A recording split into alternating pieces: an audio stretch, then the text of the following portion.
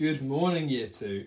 This is Thursday's guided reading lesson about Chapter 6, the final chapter of the Frankenstein teacher. Let's have a look and then we'll go through the questions.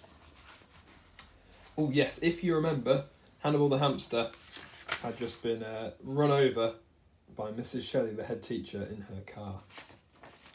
Chapter 6. It was an accident, of course, and poor Mrs. Shelley was very upset. The children were stunned and pale. A few of them had begun to wail. 2 of them were saying that somebody should take Hannibal to the vet. "I think it's too late for that," growled the Frankenstein teacher. He stamped swiftly through the crowd of people with his giant feet. Thud, thud. He reached out with his giant hands. He picked up the little splattered hamster. He held Hannibal gently in his giant arms. A giant tear rolled down his cheek. And that's when Class 3F saw that there was more to their ex-teacher than met the eye. He might be ugly, but he felt sad enough to cry. So under that hideous surface, he must be a pretty nice guy. You see, this boy's asking, "Can you do anything for Hannibal, sir?" Just then, thunder boomed and lightning split the sky. "No," said the Frankenstein teacher, "but I know a man who can." High in the spooky mountains, a spooky storm was raging. In the heart of that spooky storm, there stood a spooky old castle. In that spooky old castle, there was a spooky laboratory, and in that spooky laboratory, you know exactly what kind of spookiness was going on.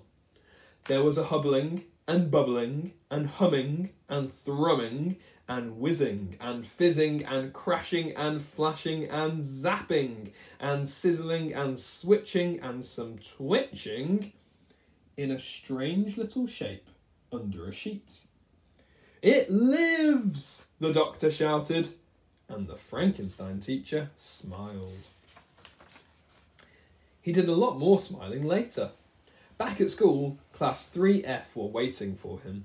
This time he got a much nicer welcome, especially when the children saw that Hannibal was okay. Mrs. Shelley was very relieved. Hannibal looked a bit different from the way he used to before he was splattered, though now Class 3F realised how you look doesn't matter. "3 cheers for Mr. Frankenstein, the best teacher in the world," somebody yelled. The Frankenstein teacher didn't know what to say, but he knew in his big heart this was truly his happiest day. And that's the end. Right, let's have a quick look at the questions you need to have a look at today for guided reading. So we're starting with the start of the chapter. The first question is an inferring Isabel question, because it wants to know, why were the children stunned? The next one, we're going to be thinking about our English work. There's 2 sentences here. He stamped swiftly through the crowd of people, and he held Hannibal gently in his giant arms. I want you to find the 2 adverbs in those sentences, so look for those adverbs. The next one, we're going to be doing some inferring again, thinking about how the characters are feeling. It says here, a giant tear rolled down his cheek, and that's when Class 3F saw that there was more to their ex-teacher than met the eye. What does that mean? What does more than meets the eye mean? What does that phrase mean, do you think? You could say in this story, or in general if it's a phrase you've heard before, more than meets the eye. Question number 4, we're coming back to our spooky castle in the spooky laboratory. What is that an example of? Is it alliteration, repetition, an adverb, or is it rhyming? Now, our next one, we're doing some more inferring. Why were Class 3F nicer to the Frankenstein teacher at the end of the story? If you remember, when he started teaching, they weren't very nice to him. So what has changed? Number 6. It's about this sentence here. Now Class 3F realised how you look doesn't matter. And I want to know, do you agree with that sentence or do you disagree? And then you need to say why as well.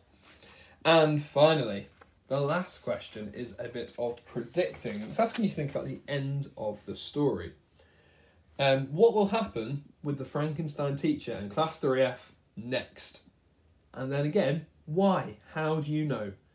So say what you think would happen next and explain your answer. Right, that is the end of the Frankenstein teacher. As always, send the answers to the questions on eSchools to your teacher, and we'll start a new book tomorrow. Bye.